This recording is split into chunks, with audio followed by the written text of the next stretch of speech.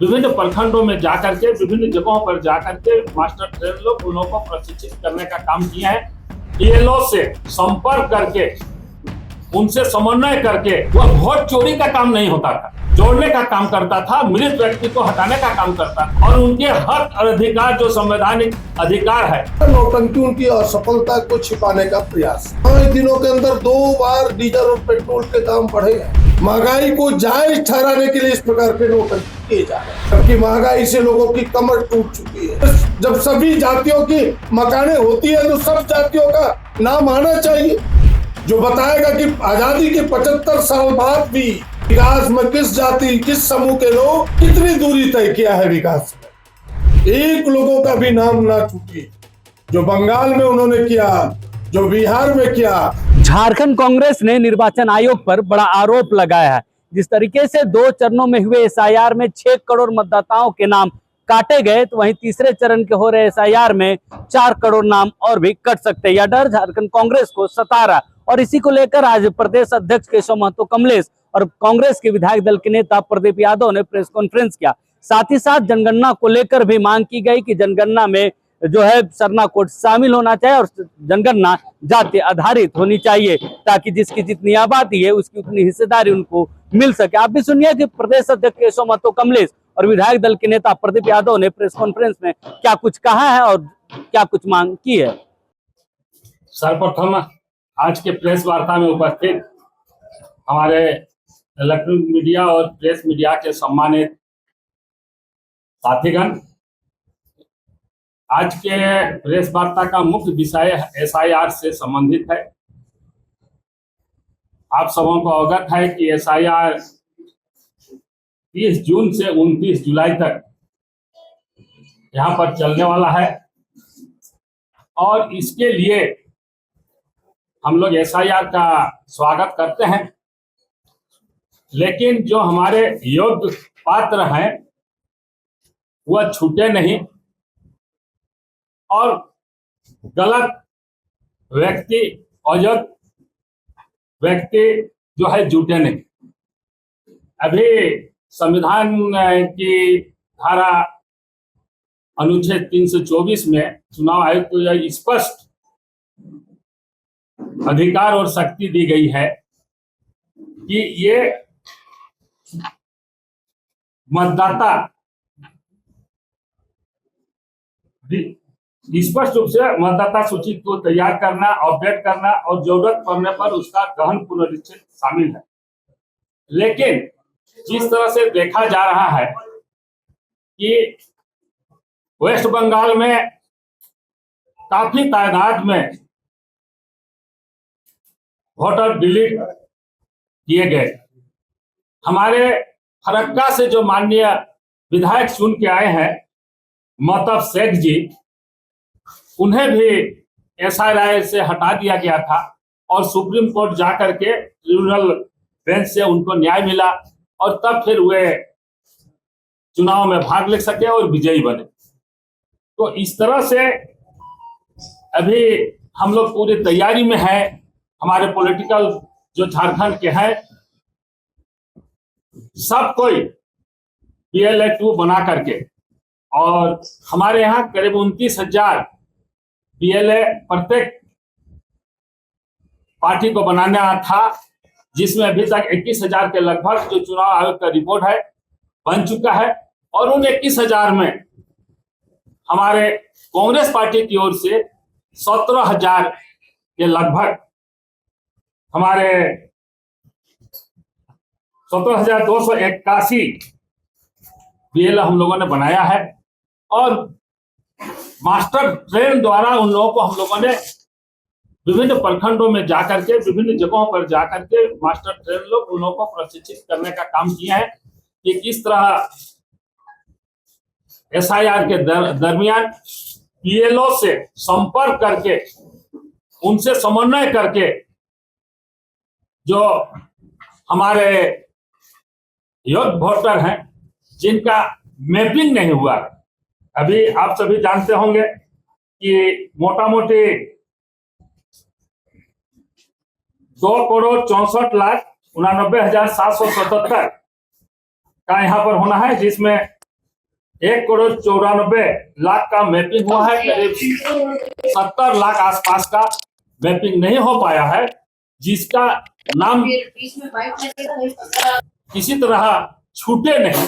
इसके लिए कांग्रेस पार्टी पूरी तरह से हमारे बीएलए और हमारे तमाम जो बीएलए 1 में जिला अध्यक्ष हैं, बीएलए 2 में हमारे हर एक बूथ से जिनको बनाया गया है, वो लोग काफी सजग हैं और तत्परता के साथ काम कर रहे हैं। विगत 2 चरण में करीब 6 करोड़ मतदाता डिलीट हो चुके हैं और जिस तरह से अंदेशा है कि फिर 4 करोड़ डिलीट न हो जाए, इसके लिए हम लोग पूरी तरह सतर्क हैं।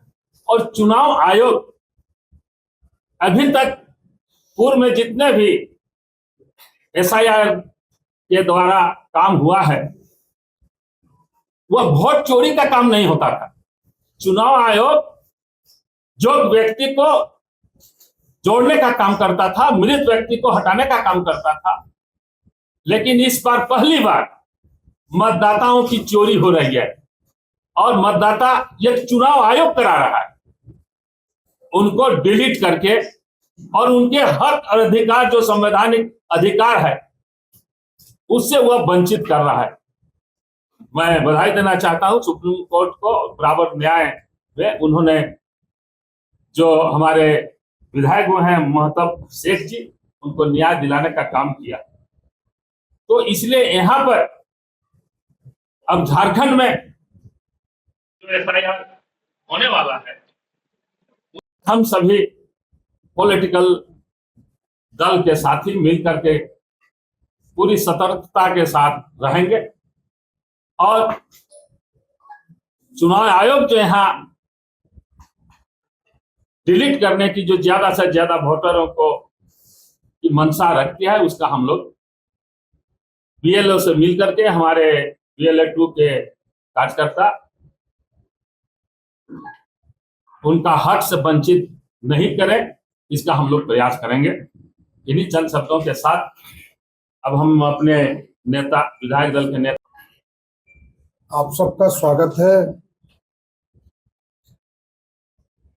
और जो देश के कई महत्वपूर्ण विषय है, समसामयिक है, हम सब इस प्रेस वार्ता में उस पर चर्चा करेंगे। एक महत्वपूर्ण विषय पर माननीय अध्यक्ष जी ने चर्चा की है। आप सब देख रहे हैं कि देश के प्रधानमंत्री घूम घूम करके उपदेश बांट रहे हैं और उपदेश यह है कि भाई सोना मत खरीदो, गाड़ी का कम उपयोग करो। इस प्रकार के उपदेश और उनके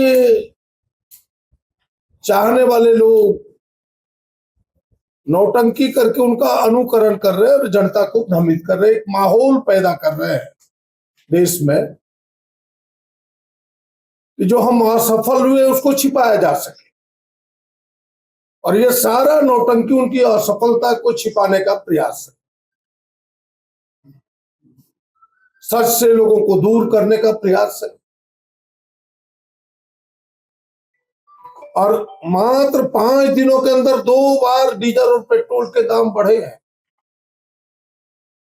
अगर हिम्मत थी प्रधानमंत्री जी को, भारतीय जनता पार्टी की सरकार को, क्योंकि उस समय भी खाड़ी में तनाव था, उस समय भी खाड़ी में युद्ध हो रहा था। जब बंगाल के चुनाव थे, जब केरल के चुनाव थे, 5 राज्यों के चुनाव थे, उस समय आपने पेट्रोल डीजल का दाम क्यों नहीं बढ़ाया? अब उनको सही ठहराने के लिए सारा नौटंकी है और जनता पर अतिरिक्त बोझ है। महंगाई को सच बताने के लिए, महंगाई को जायज ठहराने के लिए इस प्रकार के नौटंकी किए जा रहे हैं, जबकि महंगाई से लोगों की कमर टूट चुकी है। रुपये का मूल्यन इस प्रकार देश में कभी नहीं हुआ। आप सबके ध्यान में, आपकी कलम से ये बातें सार्वजनिक हो रही है कि $1 के मुकाबले हम 96.20 हो गए। इससे ध्यान वो भटकाना चाहता है, हम इसकी लड़ाई लड़ रहे हैं। दूसरा, हमने पहले कहा कि कई मुद्दे हैं। नौजवान देश का आक्रोशित है, बेबस है, लाचार होकर खुदकुशी कर रहा है। नीट की परीक्षा में जिस तरह से पेपर लीक हुआ, और ये पहली बार नहीं हुआ, 2024 में भी पेपर लीक हुआ था। उस समय भी जांच बिठा, संसदीय समिति ने रिपोर्ट सौंपी सरकार को, सरकार ने उसे हंसते हुए कूड़ेदान में फेंक दिया, दरकिनार कर दिया, उनके सुझावों को माना नहीं। और आज ऐसे ऐसे लोगों को प्रमुख स्थानों पर बिठाया जा रहा है, जो एग्जामिनेशन कंट्रोल करता है, जो यूनिवर्सिटी को कंट्रोल करता है, वीसी, प्रोवीसी, योग्यता के आधार पर नहीं, जो आरएसएस के विचारों को मानता हो, जो भारतीय जनता पार्टी का झंडा धोता हो। उनकी योग्यता क्या है, उनसे उनको मतलब नहीं है। और ऐसे लोगों की संलिप्तता सामने आ जा रही है। 2 बार घटना हो गई। आज जो संस्था एनटीए, उस संस्था पर प्रश्न चिन्ह हो गया है, और शिक्षा मंत्री को की बर्खास्तगी होनी चाहिए, उनकी पीठ थपथपाई जा रही है। जिन लोगों ने जान दी, आप सबको पता है,